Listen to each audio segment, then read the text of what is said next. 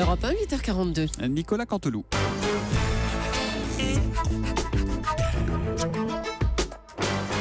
C'est presque de l'info, c'est la revue de presque de Nicolas Canteloup. Et ce matin, c'est notre ami Stéphane Bern qui est avec nous. Bonjour Stéphane. Oh mes chers amis, bonjour. Joie, bonheur, alacrité de vous retrouver. Tiens, faisons donc un bilan de ces législatives. Tout le monde nous explique que c'est un échec pour Marine Le Pen. Mais non, mais que nenni. Je ne suis pas d'accord. Elle a un bon bilan. Hein? Écoutez, Julie, elle a réussi à faire perdre Nicolas Dupont-Aignan dans un fief qui lui était acquis depuis des années. Donc je dis bravo Marine, c'est grâce à elle. Nous, on est avec toi Marine. Vous sentez que je suis tout fiel, je suis mûr pour les titres. Ah ben on n'en doute pas. Allez, on vous écoute, cher Stéphane. Tous des cons. Vous qui nous écoutez, vous êtes tous des cons, je vous vomis.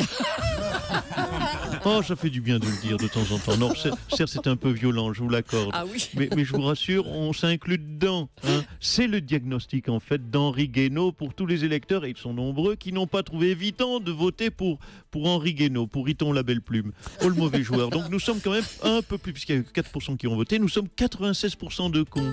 Voilà. Quelle bonne nouvelle. J'en reconnais sur cette table. Rebondissement. Benoît Hamon sera finalement bien au second tour dans sa circonscription. Ah bon? Oui, il sera au second tour. Oui, parce qu'il a décidé bénévolement de participer au dépouillement. Échec en chanson. Au premier tour, Francis Lalanne, que l'on adore, n'a fait un score que de 1%, ce qui représente 110 votants. Bon, alors certes, 110 votants, c'est Ross, hein, mais Francis a quand même obtenu plus de votes en un dimanche qu'il n'a vendu de disques ces 10 dernières années. Oh là là là là. Mais ça balance pas mal, hein. Oh, je me régale, ma Juju. Et puis, revue de presse. Tiens, je vais faire ma Natacha Popo. Alors, allez, je fais ma revue de presse. Toute la presse est unanime sur Emmanuel Macron. Le Parisien titre un coup de maître. Libération, l'OPA de Macron. Le Figaro, Macron en marche vers une majorité écrasante. Véranda Kena. Non, pardon. L'opinion, oui, c'est du Gilles de la Tourette. Oui, ça y ressemble. L'opinion qui titre Macron plie le match, 20 minutes, dit Macron de la tête et des épaules. Mais dites donc, mais c'est le printemps, hein? C'est magnifique, hein, Thomas, la parade amoureuse du journaliste autour du nouveau président. Oui, ça tournicote du yonf. Non, allez, non. Un peu de classe quand même, Stéphane. Je me lâche 15 jours et c'est la quille. Attention tout de même. Pas sûr que notre Macron ait envie de s'accoupler. Je rappelle que c'est mon Macron à moi que je connais à la rotonde. Ah, vous me jugez. Merci Stéphane, à bientôt. Le premier tour des législatives a été une hécatombe, hein, pour la classe politique. Hop, sec rapido, bonjour. J'arrive, excusez-moi, je fais vite, parce qu'il y a du monde. Allez, 3-4 hommages aux disparus de la politique. Merci de ne pas applaudir. Tu es parti, Benoît Hamon. On comprend mieux aujourd'hui l'utilité de ton revenu universel. Tu vas en avoir grandement besoin. Oh là là. Tu es parti, Jean-Christophe Cambadélis, mais tu n'étais jamais arrivé, donc ça va pour toi. Oh là là. Tu es parti, Emmanuel Cosse.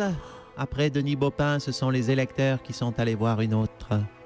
Tu es parti, Franck de la Personne. Tu vas pouvoir te consacrer à ta passion, manger jusqu'à ce que ton bide explose. Bonjour au docteur Len Oui, c'est ça. Oui. L'addiction à la nourriture. Oui, Oui, le allons-y. pote à Juju qui fait des selfies. Tu es parti, Elisabeth Guigou, 30 ans de politique et on n'a toujours pas compris à quoi tu servais. Oh là là là Tu es là, les parti, vacheries. Henri Guénaud, la plume s'envole et c'est bien normal. Ah. Tu es parti, Thomas Soto. Ah non, mais mais ça va pas, non. Et puis les politiques, là, on va pas tous les faire, Frédéric, hein, c'est bon. Oui, c'est vrai, gardons-en un peu pour le deuxième tour. Merci d'être passé en tout cas. Je vous en prie. À Paris, Nathalie Kosciusko-Morizet est très largement devancée par le candidat d'En Marche, et ce, malgré le soutien d'Alain Juppé. Alain Juppé qu'on va accueillir tout de suite. Bonjour Alain Juppé. Oui, bonjour. Vous sentez? Quoi? On sent quoi? Vous sentez ce doux parfum de branlée? Je le reconnais à des kilomètres. C'est étonnant parce que François Baroin ne l'a pas senti dans votre studio. Si, Raphaël, il y a quelques notes de chouma derrière. Ça se mêle aussi un peu la rouste. Regardez, si, Louise, on distingue des effluves de carrière politique cramée pour NKM en plus. Ah, NKM qui a réuni 18,13% des voix contre 41,81% à son adversaire macroniste. Et pourtant, elle expliquait en plateau après la défaite, si on additionne la droite et le centre, on fait jeu égal avec Macron. Bah oui. Oui, bien sûr, tout à fait. Nathalie a raison. Si on additionne ces scores plus les scores des centristes, plus les scores des communistes et des frontistes qui feront un AVC dimanche matin et qui voteront pour elle par erreur, et si on ajoute les cheveux qu'il me reste sur le côté, Nathalie, je le dis, va l'emporter largement. Monsieur Juppé, l'infirmière qui arrive. Qu'est-ce que vous racontez encore au téléphone? Alors, écoutez, Madame Christiane, non, s'il vous plaît, j'explique à une amie que finalement on n'est pas si mal chez vous. J'ai eu du mal à m'habituer, mais bon, c'est finalement. Ah, vous êtes encore avec votre maman au téléphone, c'est ça. Allez, Monsieur Juppé, vous lui faites un bisou et venez finir votre tapioca, il va refroidir. Je sais que c'est du tapioca aujourd'hui, c'est chouette, avec un bon verre de viande d'ox. Ce soir, normalement, il y a soirée mexicaine, Madame Julie. On aura du guacamole qu'on peut mâcher. Oui, on mâche, oui. Oui, Madame Julie, il y en a qui sont en marche et nous, on mâche. Voilà, vous l'avez en marche, on mâche. Oui, c'est très drôle. Mais dis donc, mais que de lol aujourd'hui. Au revoir, Monsieur Juppé. On a du mal à vous quitter, tiens. Et on va revenir sur les scores du PS aux législatives. Bonjour, François Hollande. Oui, bonjour. Dimanche, on a vu cette image un peu triste de vous arrivant seul au bureau de vote de Tulle. Oui. C'est triste. Si vous me demandiez ce matin, dans cette table jusqu'à moi, Madame Claude, Monsieur Monsieur Joubert, si vous me demandiez y a-t-il une vie après la politique, je serais tenté de vous dire pas trop. Alors autour de vous, il y avait peu de journalistes, un peu de caméras et même assez peu de monde. Hein. Ça contrastait avec les bains de foule d'Emmanuel Macron au Touquet. Oui, effectivement, lorsque vous êtes... C'est une analyse très juste que vous faites là, Madame Julie, je vous reconnais bien. Et lorsque vous êtes au milieu d'une foule de 2 voire 3 personnes, on ne peut effectivement pas vraiment, Monsieur Joubert, parler de bain de foule. On est plutôt sur du bidet de foule. De la douchette de foule. Le bidet de foule, ça va rester ça. Bain de pied de foule. Bidet de foule. Pédiluve de foule. Le Parti socialiste pourrait perdre 260 députés, alors sachant que l'élection d'un député rapporte plus de 36 000 € à son parti. C'est un manque à gagner de 10 millions d'euros pour le Parti socialiste. Oui, quand même. Moins 10 boules. Hein. C'est violent. Hein, oui. Oui. Le PS est en grosse détox. Écoutez, c'est la saison. Hein. Oui, bon courage, Monsieur Hollande. Tout le magazine. Bain de foule, bidet de foule. Ok. Bidet de foule.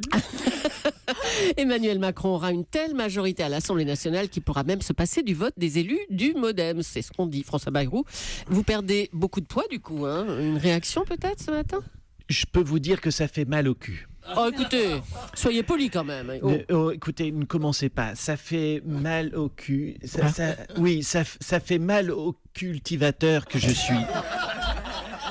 Mais vous ne l'aviez pas, Monsieur Cabrol. Ah, là, pourtant, on le voyait pas venir, vous êtes proche de la terre. Je l'avais fait pour vous, celle-ci.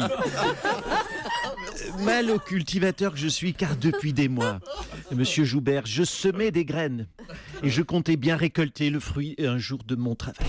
Alors, Monsieur Bayrou, le témoin clé dans l'affaire des emplois fictifs du MoDem au Parlement européen, c'est Jean-Luc Benamias, le candidat malheureux de la primaire de la gauche. Et c'est son collaborateur qui accuse le MoDem de l'avoir payé avec l'argent de l'Europe. Non, mais écoutez, Jean-Luc Benamias va vous le confirmer lui-même que ce collaborateur n'était pas fictif. C'est vrai, Monsieur Benamias? Bonjour, c'est Jean-Luc Benamias. Est-ce que vous vous souvenez de moi? Les primaires de la gauche qui ont eu le triomphe de Benoît Hamon. Le gars avec la tête de Bourville qui a eu un accident de vélo. C'est moi. Vous me remettez, Monsieur Soto? Oui, on voit tout à fait. Oui, on vous remet. Oui, Monsieur Benamias. C'est moi. Est-ce que ce collaborateur-là que vous rémunériez avec l'argent du Parlement européen travaillait vraiment pour vous? Bonjour.